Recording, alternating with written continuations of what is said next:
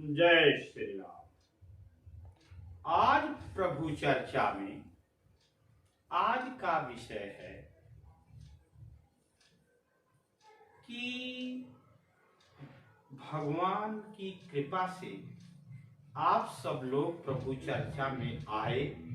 आप सब लोगों को प्रभु की अपार कृपा हो आप लोगों के ऊपर, जो कि आप लोग प्रभु चर्चा में उपस्थित हुए।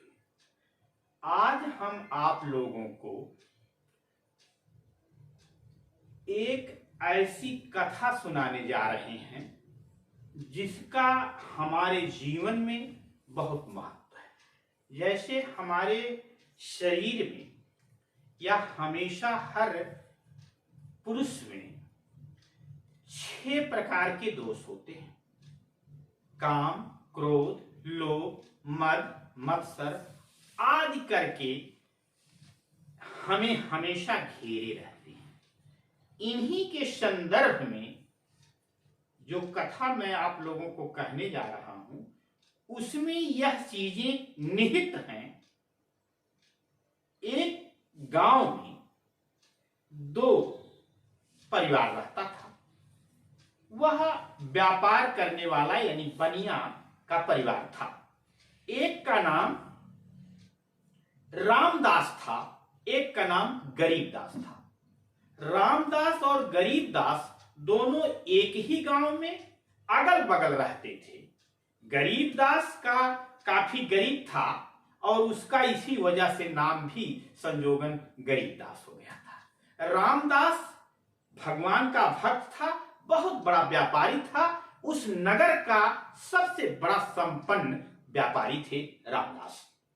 रामदास एक दिन अपना भाई या अपना व्यापारी संग समझकर उसके घर पहुंचे और गरीबदास की व्यवस्था देखकर उनके अंदर बड़ा दुख हुआ कि बेचारा हमारे ही तरह का ये भाई और इतना परेशान है। रामदास के अंदर ऐसा दुख हुआ और रामदास ने गरीबदास से, आइए बैठिए बाबू, बैठिए, बैठिए। रामदास जो थे वह गरीबदास से कहे कि चलिए व्यापार किया जाए, आप बहुत ही परेशान दिख रहे हैं, हमसे बर्दाश्त नहीं हो रहा है। उसने कहा कि हमारे पास इतना धन नहीं है कि हम व्यापार करें। रामदास ने क्या किया, कहा कि भाई देखिए पूंजी हम लगा देंगे, आप केवल हमारा साथ दीजिए और जो प्रॉफिट होगा उसका हम दोनों लोग आधा आधा ले लेंगे। इस शर्त पर रामदास और गरीबदास अपने गांव से दूर दूसरे राज्य में व्यापार करने गए। व्यापार लोग किए। 4-6 महीने के बाद जब वो दोनों लोग घर वापस आने लगे, रामदास और गरीबदास, तो रामदास ने कहा कि भाई देखिए ऐसा है कि जो पूंजी है उसको मैं ले रहा हूं और जो लाभ है आधा आपका आधा हमारा। इस तरह से लोग अपना व्यापार का जो धन इकट्ठा था उसको बांटकर गांव के तरफ वापस आने लगे। उसमें क्या हुआ कि रामदास के अंदर विचार आया कि यह व्यक्ति गांव का है, इसको अच्छा अच्छा भोजन आदि हम करा दें। तो उन्होंने एक अच्छे धर्मशाला में ले जाकर रुके और वहां से अच्छा अच्छा भोजन का आर्डर दिए और दोनों लोग खाए और पिए और कमरे में सोए। तो रात्रि में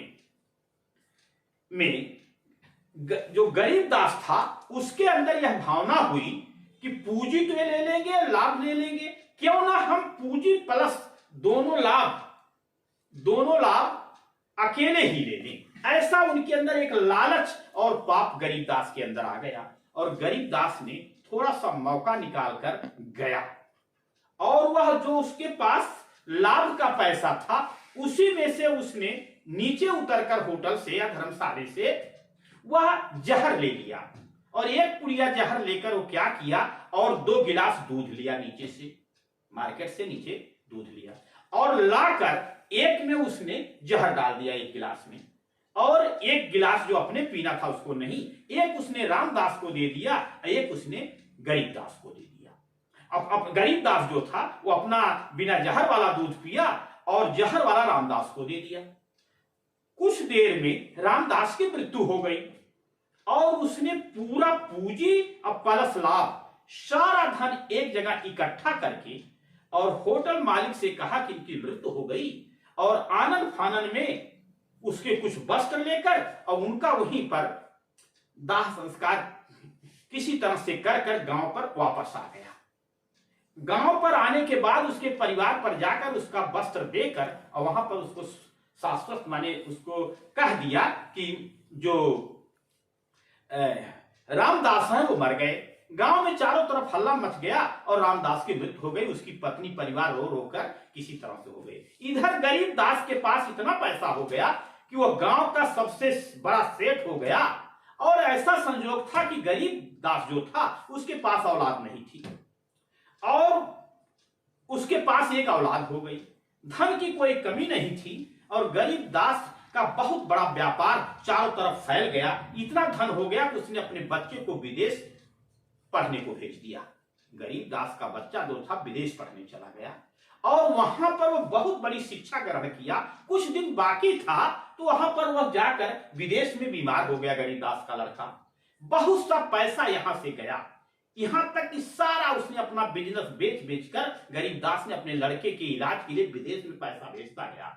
अंत में जब उसके सारे पैसे, सारी फैक्ट्री, सारी चीजें उसकी खत्म हो गई तो उसने क्या किया, अपना मकान जो था गिरवी करके और उस पैसे से, अब विदेश से चिट्ठी आई कि आप अपने बच्चे को ले जाए, वह गया और विदेश से अपना घर बेचकर अपने बच्चे को घर लाया। घर पर लाकर, घर तो गिरवी कर दिया था और उसके पास कुछ ही पैसे बचे थे और घर पर वो लाकर अपने मृत समान अपने बच्चे को लाकर अपने परिवार में रखा। इसके बाद क्या हुआ, उसके दुख को देखकर उसकी पत्नी भी मर गई। अब वह अपने बीमार बेटे के सर के पास बैठा था और अब बहुत ही दुखी मन से सोच रहा था अब इसका इलाज हम क्या करें, अब तो हमारे पास कुछ भी नहीं है। इतने में वह लड़का जो गरीबदास का था वो ठहाकर हंसने लगा। अब बड़े ताजुब में पड़ गया ये गरीबदास कि आखिर एक कैसे जीव, इसमें कहां से चेतना आई। वो पूछ रहा है कि अरे बेटा तुम कौन हो, तुम तो बोल भी नहीं सकते थे, आज 1 महीने से बोल नहीं, कैसे तुम्हारे अंदर आ गया, तुम कौन हो यह शक्ति कैसे आई। उसने कहा पिताजी मैं वही रामदास हूं जिसको तुम जहर देकर व्यापार के समय मार डाले थे, उसी का मैं अंश हूं और वही पुत्र रूप में मैं आपके पास पैदा हुआ हूं। जो आपने कर्म किया उसका नतीजा ये, आप और आपके सामने मैं उस पाप रूपी पुत्र बनकर आपके यहां जन्म लिया और अब मैं अपना प्राण त्याग रहा हूं। और वह यह कहकर उनका बच्चा प्राण त्याग दिया और गरीबदास के पास न स्त्री न पुत्र न धन, इस तरह से उसका सब कुछ खत्म हो गया। तो मेरे इस कथा के कहने का मात्र एक उद्देश्य है कि यह जो लालच है यह हमारे जीवन में आएगा तो हमारी यही दशा होगी। इसलिए मैं यह कथा इसलिए आप लोगों को यह किंवदंती कथा सुनाया रामदास और गरीबदास की, जिससे संसार में जो इस समय इस तरह से अपना जो दोष है काम क्रोध लोभ, उसमें से जो लोभ है यह हमारे शरीर में यदि उत्पत्त हो जाएगा तो गरीबदास की ही तरह आपका जीवन होगा। इसलिए आप इस कथा से सीख लें कि लालच नहीं करना चाहिए। धन्यवाद।